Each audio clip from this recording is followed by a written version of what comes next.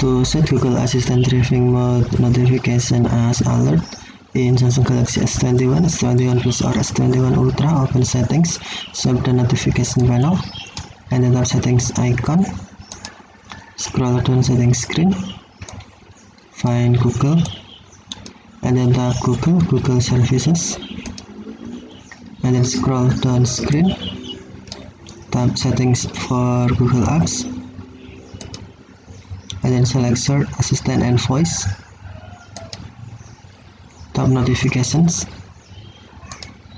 and then tap Notifications again,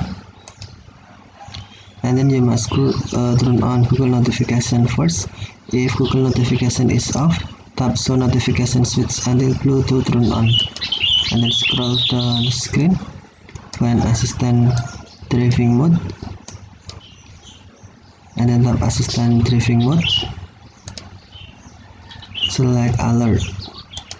Now Google Assistant Driving Mode set as alert. Okay, thank you for watching. Have a nice day.